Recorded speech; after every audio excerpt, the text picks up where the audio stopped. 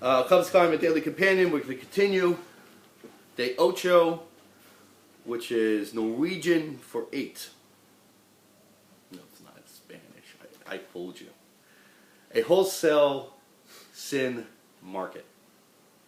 Chofetz Chaim writes that one should not equate speaking Lashon Hara with other negative behavior. Keep it separate, such as showing anger or insensitivity.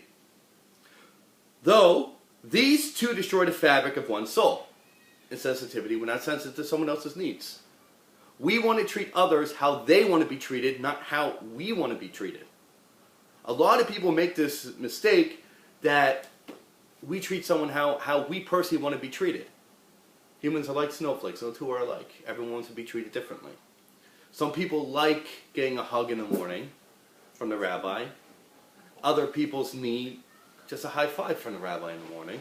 And some people just need the casual sup from the rabbi in the morning.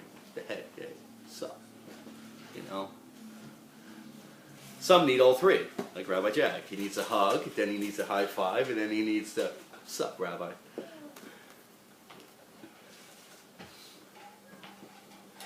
Though these two destroy the fabric of one's soul, Lashon Hara is in a class by itself.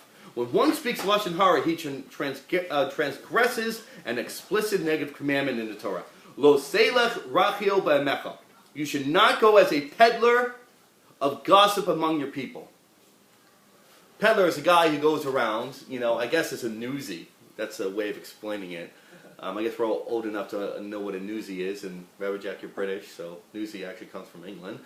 Is a newspaper kid that goes around and says, the news article of the day, news article. Titanic has sank. The Titanic has sank 6 shillings for the paper. Is that even a currency in England? A shilling? Yeah. No, not anymore. A pence? Okay. Penny. A penny. 6 penny.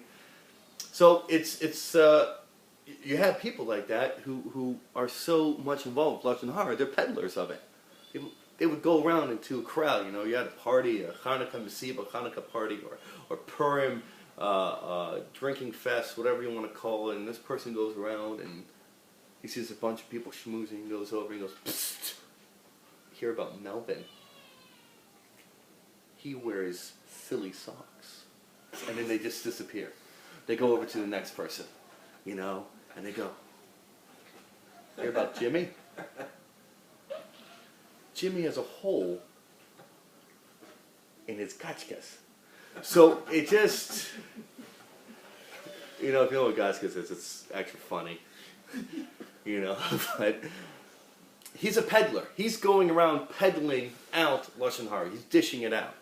He's the waiter of Lashon Hara. He has Lashon Hara on his tray. And he said, would you like a Franken blank? He's saying, would you like some Lashon Hara? And he's going over to you, he's putting it right in your face, and you can look at it, at the treat in front of you. Not a treat, but you say, yeah, I do want to take that Frankie's has a hole in his gotchkas.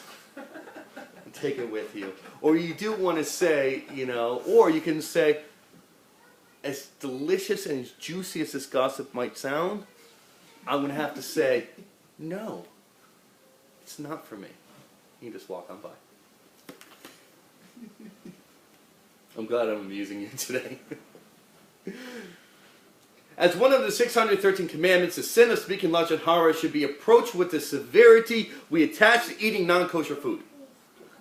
If I go over to you and I say, hey, yo, you want a ham and cheese sandwich? You're going to look at me and say, no, that's bad. And most people you go over to, you say, hey, you want to hear about Frankie's pants, which are kind of high? He thinks a flood is coming, but there's no water anywhere to be seen. People are very, they won't treat it as a ham sandwich being forced in front of them. You see why the flood is over the hills are dry, why are Frankie's pants so high? That is what they were going to be saying. So, we have to treat it with the same regard. You know, as I spoke, and I spoke with Steve about this, that, you know, we do have, Jewish people have this thing, when it comes to the most evil thing in the Jewish world is ham. Pig! Everywhere you go, any Jew you ask, religious, not religious, doesn't matter what sect of Judaism they belong to, you say, what is the worst thing ever to happen in Judaism? Pig! A pig is the worst! Do you know what? It's the Satan! They walk by pigs in the zoo and they say, no! Cast you off! That's what they do! Cast you off, pig! You are evil! That's what people do. Doesn't matter. It's a Jewish anti-thing. I once saw a show of one of these extreme dares, that they dare people to do things, and there was a Jewish woman on the show doing the extreme dare, and the dare was, you know, they do bobbing for apples. This was bobbing for pig's feet. And she said, I'm not doing it because I'm Jewish and it's bad. In the end, she did do it, and she won the competition. She had the most pig's feet drawn out. And afterwards, they had a party. Afterwards, they had a party for all the contestants. And in the buffet was shrimp and lobster and all kinds of non-kosher seafood. And she's filling her plate up with the shrimp and the lobster, and she's walking around, I can't believe I ate pig! And here she is, eating shrimp and lobster, where it's just as bad as eating pig! She's worse! It's worse! And she's not saying anything, I can't believe I ate pig! Oh, this lobster's delicious! You should try Sokol Chaim! You know, and that's what she's doing. She's going to town on the lobster, breaking it open and sucking up the juices from the claw. Oh, this is delicious, but I can't believe I had to touch pig's feet. Ew! Seriously? Lunch and Horror is worse than this! That's what the Chofetz Chaim is saying. It's like eating treif. Someone offers you a pig's foot, I don't care how delicious it looks, you're not going to eat it! A ham sandwich you're not going to eat, but someone comes over to you talking about Frankie's holy gotchkas, you're going to listen for whatever reason! Why? What's wrong with us? I'm having way too much fun today. In this next segment, the Chofetz Chaim will detail many additional positive and negative commandments that one may transgress when speaking Lashon Hara. Today, he focused on these important points. This is what we're focusing on today. The prohibition against Lashon Hara applies to information that is true. Everyone says, well, it's true, it's not Lashon Hara. Okay. You know, it's true, it's not Lashon Hara. Yeah, I saw Jimmy punch someone in the face. Why are you telling me this? No, it's true! I saw Jimmy steal money from the bank. It's Lashon Hara. No, it's true. True can't be Lashon Hara. Lashon Hara is only false things.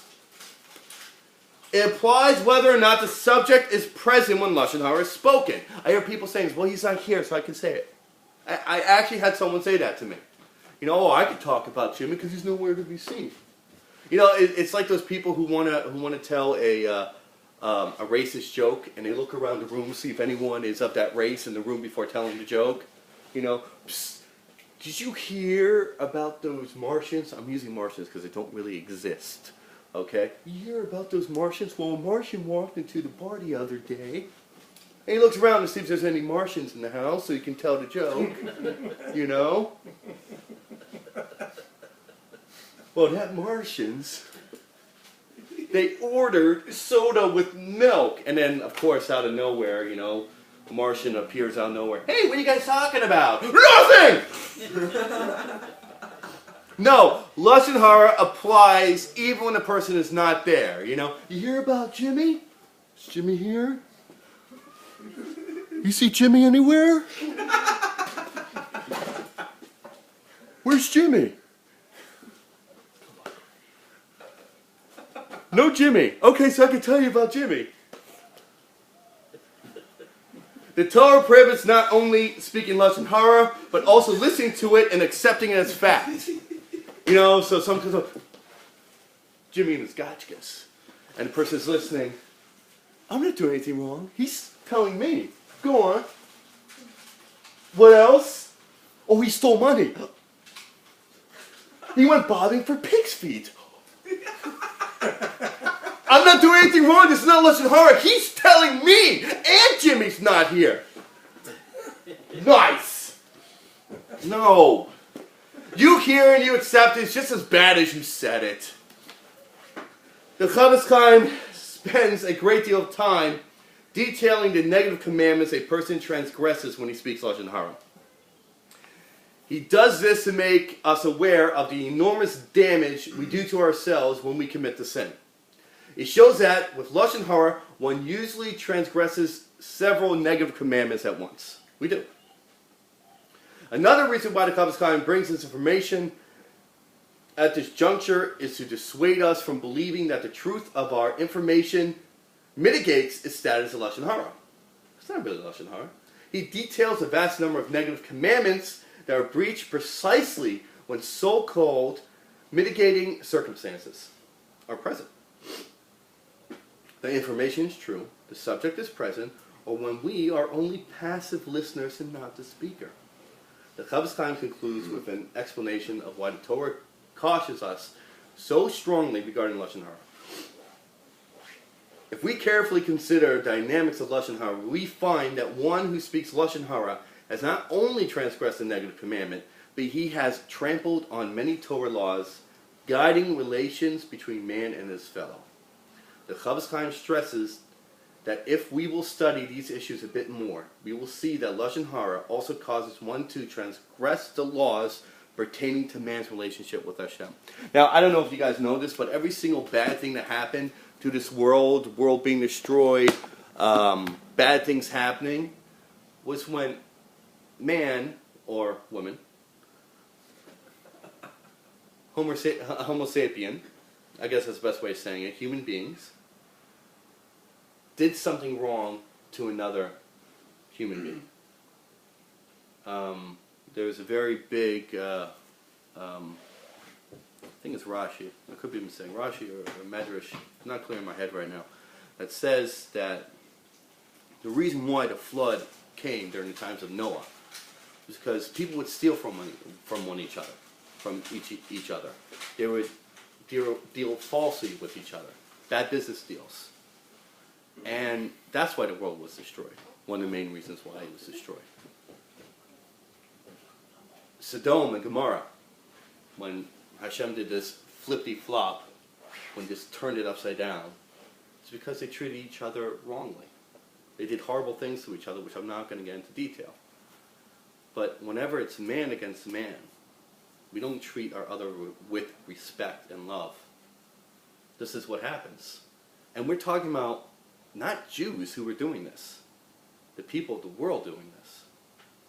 So it's our job to teach everyone else how to act respectful. I'm not saying we should go out in public and get on a microphone, testing, hey, everyone, be nice.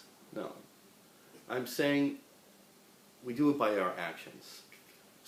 When you're in line to buy something at a supermarket and you're on your phone, even with your wife, and your wife is the most important person to be talking to.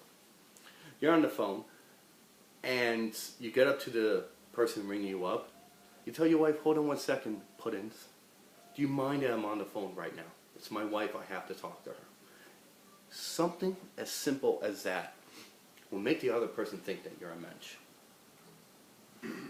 Holding the door for someone you walk by, when they walk in. Like, I'm the kind of person, and I just might be a lunatic, if I see someone even 10 steps away and I'm at the door, I stay there and I hold the door open for the person to walk in. Doesn't matter, people only do it for women or for children. I do it for every single person. I guess I'm a little bit too chivalrous. But I do it for everyone. Hold the door. And the person sees that guy's wearing a yarmulke on his head, a kippah on his head. He's obviously a Jew. And he's wasting his time holding the door for me when I can easily just open the door myself. What kind of person does that? That he doesn't think he's better than me. He thinks we're either equals or he respects me enough